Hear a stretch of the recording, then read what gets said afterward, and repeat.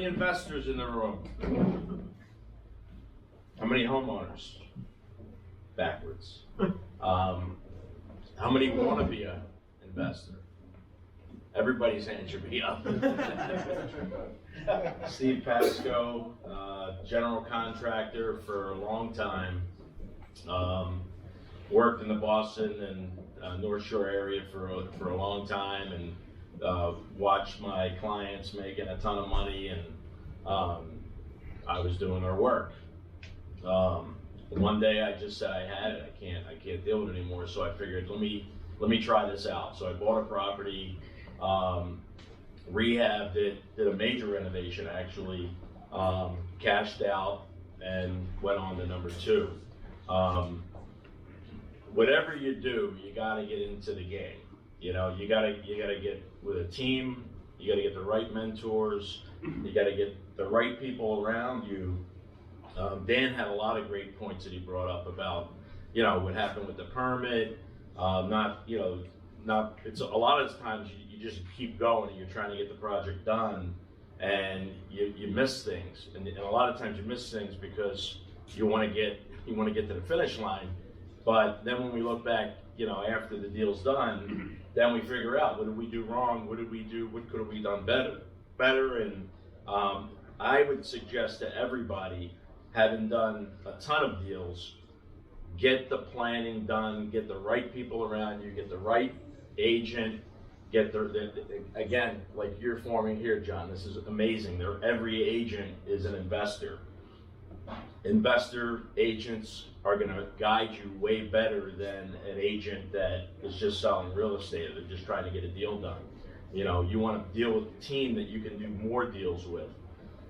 Add value.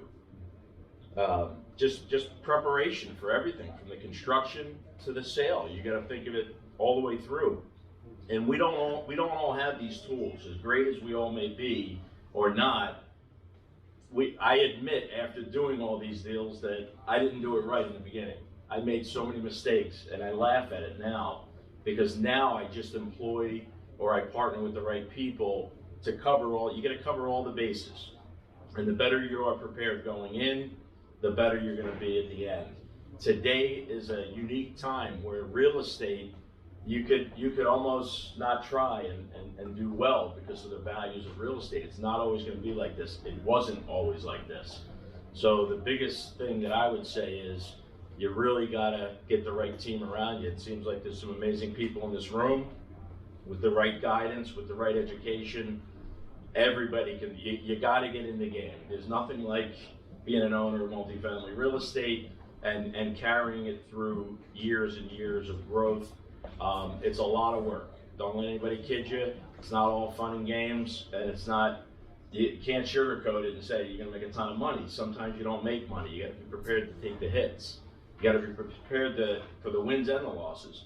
And we all have losses, and at the times when you're winning the most, you're gonna take a hit because everything doesn't work out as planned, and you can't prepare for everything. You know, so I say everybody's got to get a game plan. If you're here about investing, come up with a game plan and take action. You have to take action. You have to take massive action. You have to spend your time, you know, not partying and going out with your friends and doing so many things, and educate yourself. Get to more meetups. Meet more people that you can get along with, that have like the same values, the same, you know, you're looking for the same goals, you know. And partner up with the right people, or at least educate yourself and surround yourself with people that can help you and mentor you to get to where you want to go. And set a goal. Goals, like everything, right? You set some massive goals on the screen today. We try. You know? And you may not meet them, and you might exceed them.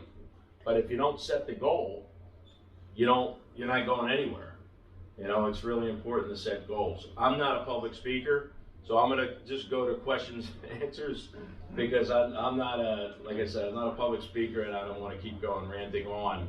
I think I could add value to you guys by answering questions. So, who's got a question?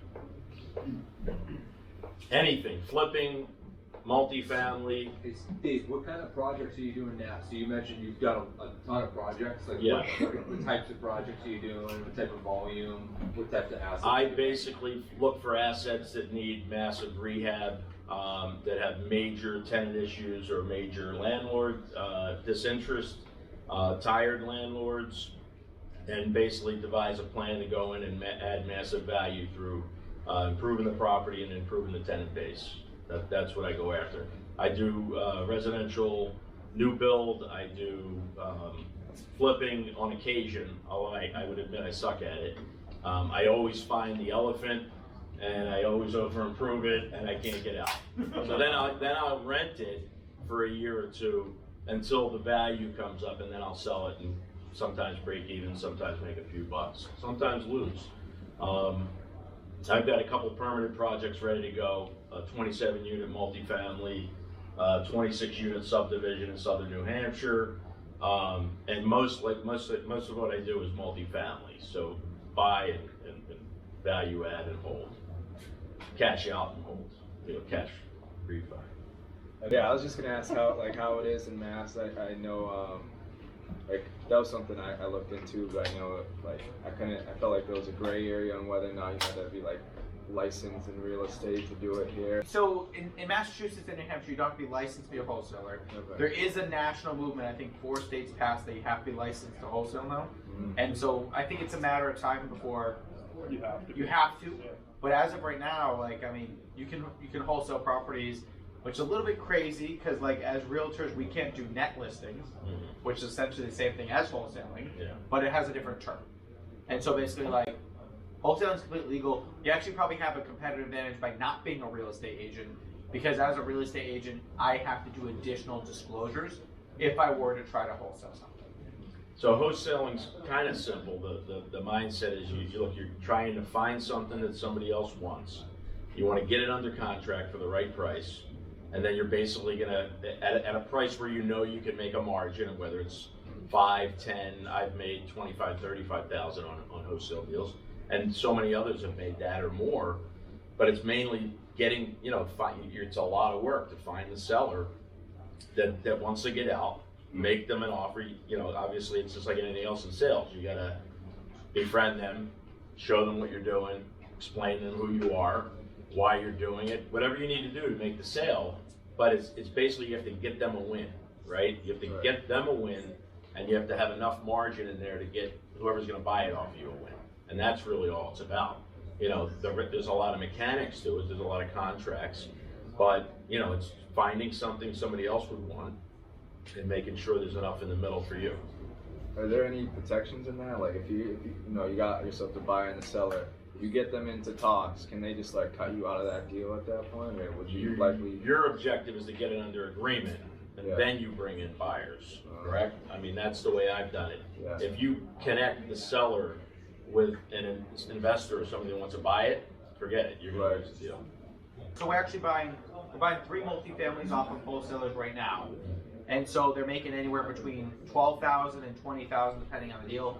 They all had the purchase and sale agreement signed, and then they do what's called an assignment contract on top of it, and then we inherit the purchase and sale agreement. But like, we have money at risk where if we back out, we're paying them $2,500 or $5,000 as like a non-recourse deposit. So if we decide not to buy the property, the wholesaler still makes a little bit of money. Yeah. They're not going to make the same amount of money, but they put $100 down, and we're giving them $2,500 of non-refundable money. John, if you are doing that, those 4 states you mentioned that are doing this, can you get grandfathered into that? No, I mean, if it passes, it passes. Like, that's So just then what it anybody is going that's been forward. doing it for 20 years is gonna have to go and get one. Go get a real estate license. I think it makes sense. I think the wholesale concept's very gray. Yeah. It's just a matter of time. Yeah.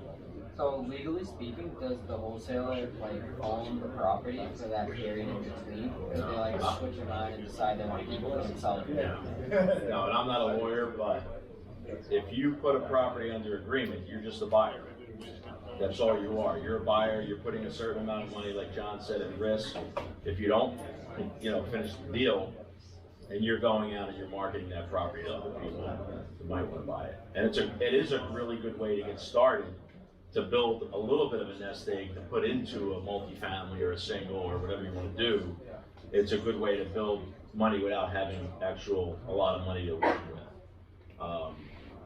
There's a lot of different ways to make money in real estate. You can make money by doing referrals or putting two people together to do a deal. You know, the right person, they might give you a referral fee, which you'll negotiate, obviously. But you know, there's just a lot of different ways. Who's got a multifamily? Oh, well, I got a contractor question. I've asked a bunch of investors, but I never asked a contractor. But especially in the beginning for maybe newbies or people doing their first, second flips or whatnot, and they're trying to get an idea of how much like a rehab is for the whole project. You know, especially in the beginning, they're probably going to come across a lot of bad properties, and they'll say get like 2 or 3 bids for each one. What do you think is the best way for a newbie with, I guess growing his or her network to kind of get as many contractors, I guess consistently, to try to figure out, like, you know, I guess from a contractor's perspective, what's kind of the best way to, because it can be kind of like, I guess, a little irritating for a contractor to come out, drive out somewhere and be like, the guy's not even buying it or whatever, back and forth. You know, what do you think is the best? Add value. Find a way to add value to a contractor and become friends with them and work with them, where they're going to help you and guide you through the process. And you got to throw them a bone. You got to get people work, or everybody's got to win. Like, everybody's going to get something out of the deal. Nobody's going to just take their time and spend it for free for everybody, just unlimited, right? It's just not going to happen. But if you can add value to somebody, and then they can add value to you, that's a win-win. That's what we really have to figure and focus on the achievement, right? Is win-win. So you put something out there with expecting nothing in return. That's what it's about. You're expecting that, but if you take from people, you're going to lose them. You know? They're gonna stop picking up your Loyalty is key. Like, if somebody's helping you get somewhere, you you do something for them. You know, and whether it's a referral or whatever. You just kind of have to let it keep going around in a circle. Makes sense. The greedy people will lose. I've done just about every deal I've done by myself. I just started creating partnerships with only A players. For me, you have to bring more to the table than not, because I don't need teammates. I don't need partners. But I learned recently that you have to share the wealth. You know, if I can get assistance in a deal, and I can bring value to a deal, and everybody's going to win, then I'm all for a partnership. You know, you got to bring something to the table that I can't. You know, and I think that's the same way with anything. If you have a partnership, let's say you put money in the deal, and you just sit back and do nothing, and the partner's doing all the work. Eventually, that's going to get old. You know, and then you got to figure out how you're going to divvy it up. You know, so partnerships, they're very tricky. And I've had many fail. How you find the multifamily deals? I find most of my stuff that I buy, I'm finding on market. On market. I buy deals on market nobody wants. I bought a 20 unit in Hampstead, New Hampshire, 5 years ago. The rents were 21 bedroom units. The rents were $850 to $900. And they're pushing $1,500 today. A year and a half in, I did a cash out refi. 1.5 was the purchase price. I pulled out $800,000 on a refi. And all I did to the property was fly them up for almost 2 years. You know, and that property sat on the market for a year. And I'd say, like, so they're out there. You got to be able to see. You got to be able to see what's there, right? So some people just see the numbers, and they might not be able to get to the finish. You know, where the finished value is the highest and best. But you got to have vision and be able to see that. And if you don't have a team, you might not see it, right? And I was lucky enough, thank God, that I have some skills. I'm bad at a lot of stuff, but that's one of my skills. I can go in and see the day one. And the reason I'm able to be successful buying those deals is because I'm fast and furious with the deal writing and being prepared to make a move.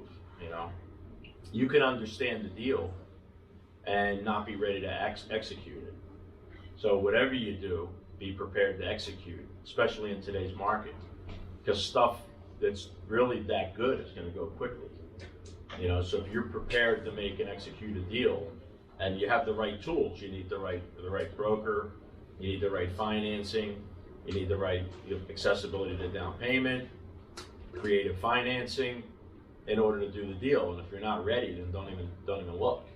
But you have to be ready to execute, and you can find deals. And if you have the right set of eyes and the right team that's coaching you, you can be very successful even in a market like this where you think there's no deals. They're out there. Sometimes you just can't see it. Anybody else? And I'd say probably like more than half of the deals we close either for ourselves or for clients, they still come from MLS. Like anyone that says there's no good deals on MLS, either don't know how to look or they don't know how to create a deal. Like take something that's been on the market 30 days. There's probably a way to make a deal. You put an offer, maybe they tell you to just screw off. But there's plenty of deals out there. You just have to figure out how to make them work. Yeah. I guess what would be your advice on like a newbie getting started on estimating rehab costs, like getting started? What's your goal? Where are you trying to get? If You're trying to do doing, rehabs? You're trying to do a burn? Rehab, yeah. I guess the rehab is obviously where you add value to a property. Yeah. But obviously rehabs, like a lot of it for a newbie, it's kind of like a big deal if you're doing bigger rehabs and stuff. Estimating those costs and Right. figuring that out, like when you're trying to analyze a deal. That's a tough one. I mean, I guess it comes with experience. I've a lot of it, had yeah. the construction background, so it's hard for me to even suggest the best way. And I can't say there's an online or a book that can tell you what the costs are, because everything's so crazy right now that your build costs are different than they were a year and a half ago. I mean, from your experience, like what trades tend to run over budget? Every trade can run over. You gotta scope it. So you need somebody who could professionally scope the job, scopes everything, and not overscoping, right? Yeah. But you gotta scope it right. If you don't scope it right, and you don't exactly explain what you're looking for, every contractor's you're gonna get either screwed or they're gonna make a mistake. You gotta be crystal clear about your expectations. That's the biggest thing I would say about contracting. You know, you gotta get somebody that's a contractor to work with that you would trust, that you can trust. A referral. Get a referral from somebody, and figure out a way to get somebody that has that experience to help you In your place, I guess. to work with you, you know, and find out a way you can add value to them in return until you have a deal that, you know, that they can do for you where they're gonna make some money, you know. Because everybody's so busy, it's hard even to get somebody to show up, let alone start the job, right? But they'll all take the deposit. Experience that I do, I try to avoid big plumbing and big electrical because I have a hard time estimating it. So I try to focus on cosmetics, things that I can get like finite numbers on. The roof is the roof. Like it's hard to botch a roof quote. Right. But like electrical and plumbing, like you don't know until you start opening up the wall. Right. And now you kind of have this unknown variable until you start demo. Yeah. Have to lose. Sometimes you have to lose a little to get to a better place. I mean, I right now I'm losing. I'm losing on a deal that I shouldn't have lost on because I didn't really design it properly, and I knew better. You know, so it doesn't matter at what level you're at, you're still going to screw up. You know. What sites do you want to find your deals? What sites? Well, I'm a realtor, so I kind of go on the MLS, but it depends on where I'm at and what I have access to. You can go on realtor.com and find online deals. Get together with an agent that can work with you. What about the out-of-state deals? With out-of-state? Without your MLS, like if you Yeah, I'll do the MLS. Sometimes I'll use realtor.com. I'm not ashamed to admit it. Find an agent. If you're looking for a deal, find a good agent that'll work with you. Unusual times. You do a lot of like Section 8 type housing? We accept Section 8. Fair housing. Legally, we have to accept Section 8. I never turned down an application, but I do qualify them just like any other tenant. Yeah. You know, they have to meet, you know, reasonable credit background, you know, lack of evictions, but we don't discriminate. I mean, we welcome, we have a couple of Section 8 tenants that are amazing, you know, and the money's more guaranteed. But I don't think that that's a deciding factor in, you know, tenancy or anything like that, you know, with respect to tenancy. So how does collecting from Section 8 housing work? You basically they do an application, you fill out the landlord part, sends it in, they approve it, pending an inspection, they come out and do an inspection, give you a list of what you need, you provide them with the certificate of occupancy, and if their inspector approves it, then the tenant moves in. And then they basically pay a majority of the rent, the tenant's usually responsible for a portion, sometimes very little, sometimes half. And you'll still do it every month? Every month they'll pay, as long as there's no issues with the unit. Tenant complains and there's issues with the unit, or when they do their inspection, they'll give you a certain amount of time to correct stuff, or they'll stop your payments. So how does your team looks like? It says you operate 22 units, who's in your team, who is doing what? I have, 2 admins, 1 full-time maintenance, 2 part-time maintenance, my wife and myself.